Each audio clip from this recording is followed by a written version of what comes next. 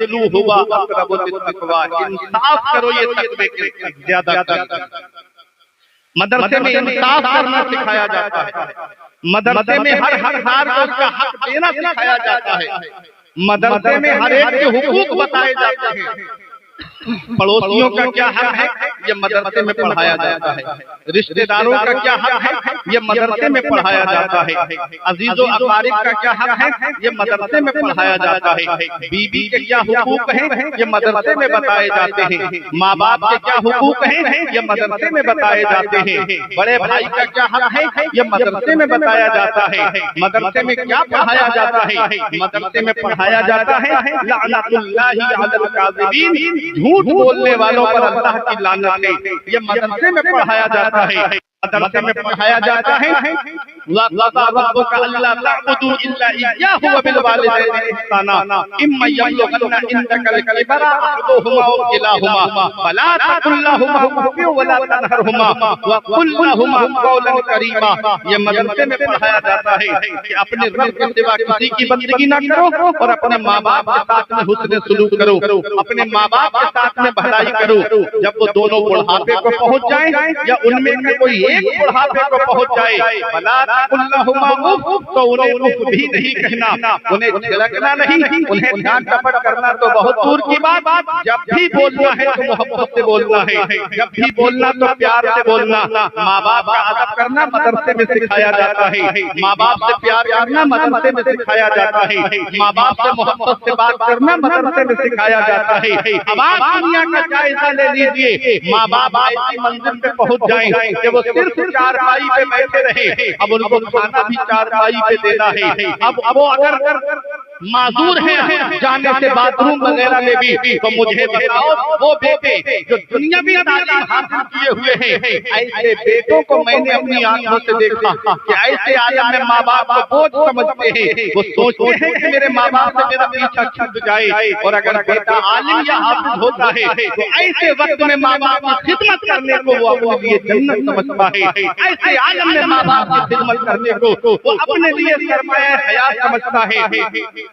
تو پتہ چلا میرے عزیزوں، جب ماں باپ بوڑھے ہو جاتے ہیں تو بیٹا جو اپنے ماں باپ کو بڑھاپے کی دہلیز میں اپنے سینے سے لگاتا ہے، وہ یا تو حافظ قرآن ہوتا ہے یا عالم دین ہوتا ہے، یا وہ بیٹا جس نے دین سے شغف حاصل کیا ہے، وہ بیٹا جس نے دین سے لگاؤ رکھا ہے، یا جو علماء کے قریب رہا ہے، وہ بیٹا بڑھاپے میں اپنے ماں باپ کو اپنے لیے جنت سمجھتا ہے۔ اے میرے عزیزوں، ماں باپ زحمت نہیں ہے، ماں باپ اللہ کی رحمت ہے۔ ماں باپ بڑھاپے کی دہلیز سے پہنچ جائیں تو ہمیں ان کو بوجھ نہیں سمجھنا چاہیے، اپنے بچپن کو دیکھنا چاہیے۔ جب بچپن میں ہم بیمار پڑے تھے تو یہی ہمارا باپ ہے جو ہم کو ڈاکٹروں کے پاس لے کر گیا، یہی ہماری بوڑھی ماں ہے جو ہم کو ڈاکٹروں کے پاس لے کر کے گئی۔ کیا کہا باپ نے؟ ڈاکٹر صاحب زمین بکے تو بک جائے، مکان بکے تو بک جائے، پراپرٹی جائے تو چلی جائے، لیکن میری اولاد کو کچھ نہیں ہونا چاہیے۔ آج وہی ماں باپ بوڑھے ہو گئے،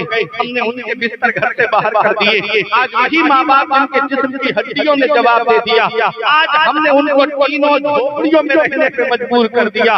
ہم کون سا منہ لے کے اپنے آقا کی بارگاہ میں جائیں گے؟ کون سا چہرہ لے کر کے شافع محشر کی بارگاہ میں جائیں گے؟ قیامت کے دن ہمارے نبی نے ہم سے پوچھ لیا، بڑھاپے میں ماں باپ کی دولت ملی تھی، بتاؤ کیا سلوک کر کے آئے ہو؟ کیا کہو گے ان کو بستر گھر سے باہر کر کے آئے؟ کیا کہو گے انہیں تینوں جھوپڑیوں میں رہنے پہ مجبور کر کے آئے؟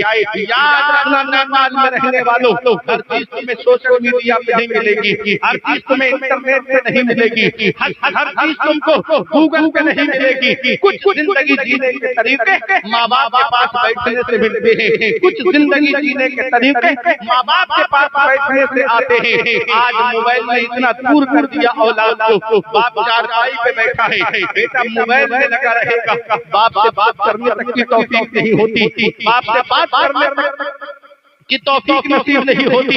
اے میرے عزیزوں، یاد رکھنا ایک دن ایسا آئے گا، موبائل ہوگا تمہارے پاس لیکن باپ نہیں ہوگا، موبائل ہوگا تمہارے پاس لیکن دعا دینے والی ماں نہیں ہوگی۔ اس لیے وقت رہتے ہوئے اپنے ماں باپ کی قدر کر لو، اگر وہ زندہ ہے تو ان کی خدمت کرو، اگر وہ حیات ہے تو ان کی خدمت کرو، اور اگر ان کا انتقال ہو گیا ہے تو آقا فرماتے ہیں جمعے کے دن جو ماں باپ کی قبر کی زیارت کر دے، ایسا بیٹا ماں باپ کے ساتھ حسن سلوک کرنے والوں میں لکھا جاتا ہے، ماں باپ کے ساتھ فرما برداری کرنے والوں میں لکھا جاتا ہے۔ اے میرے عزیزوں، توجہ کے ساتھ سنیے گا، ماں باپ اللہ کی بہت بڑی نعمت ہے، اس کا پتہ ہمیں تب چلتا ہے جب ان کا سایہ ہمارے سر سے اٹھ جاتا ہے۔ ماں باپ کتنی بڑی اللہ کی نعمت ہے، اس کا پتہ ہمیں تب چلتا ہے جب ماں باپ کا سایہ ہمارے سر سے اٹھ جاتا ہے۔ پھر چراغ لے کے بھی ڈھونڈو گے تو باپ جیسا پیار کرنے والی شخصیت نہیں ملے گی، ماں جیسی محبت کرنے والی شخصیت نہیں ملے گی، ماں باپ جیسا پیار کرنے والی ذات نہیں ملے گی۔ آج کا نوجوان کہتا ہے میرے باپ نے میرے لیے کیا کیا ہے،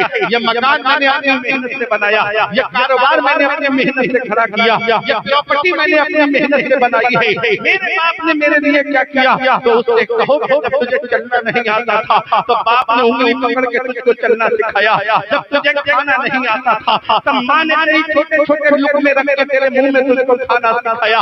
آج وہی ماں باپ بوڑھے ہو گئے، ہم ان کو بوجھ سمجھنے لگے۔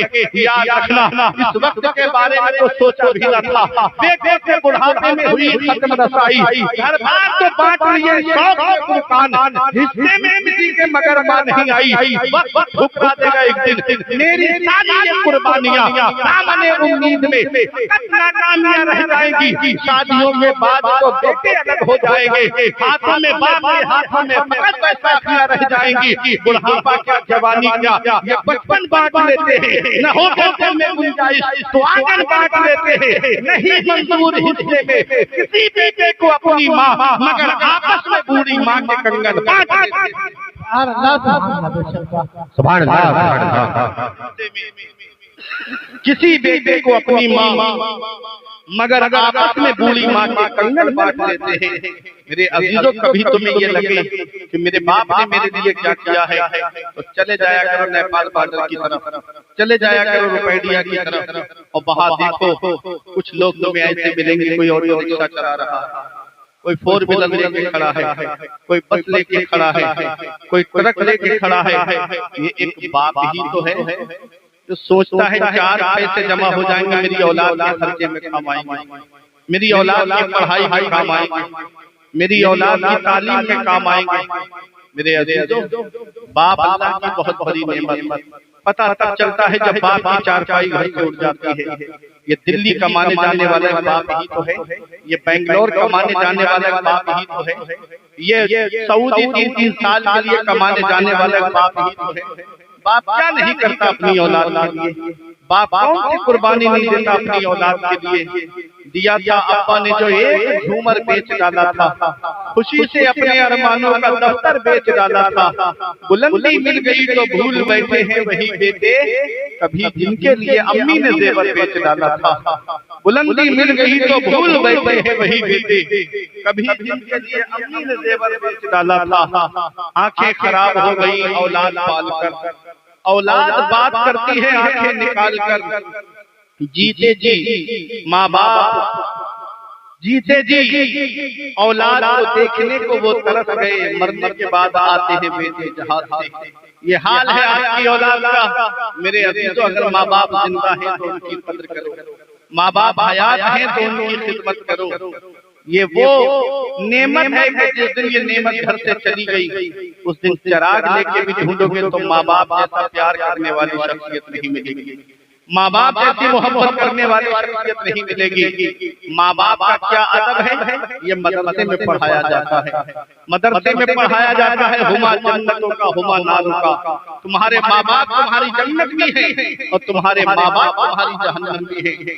ماں باپ کو راضی رکھو گے، ان کو خوش رکھو گے، اللہ تعالیٰ جنت عطا فرمائے گا، اور اگر ماں باپ کو ستایا، ان پر ظلم کیا، اللہ تعالیٰ جہنم میں ڈالے گا۔ میرے عزیزو، یہ مدرسے میں پڑھایا جاتا ہے، مدرسے میں پڑھایا جاتا ہے ان المبذرین کانوا اخوان الشیاطین، فضول خرچ کرنے والے شیطان کے بھائی ہیں۔ اب وہ فضول خرچی چاہے بیاہ شادی کے موقع پہ کرو، چاہے دکھاوے کے لیے کرو، اے میرے عزیزوں قرآن کہہ رہا ہے ان المبذرین کانوا اخوان الشیاطین، فضول خرچ کرنے والے شیطان کے بھائی ہیں۔ آج آدمی دکھاوے کے چکر میں کتنے پیسے فضول خرچی میں لٹا دے رہا ہے۔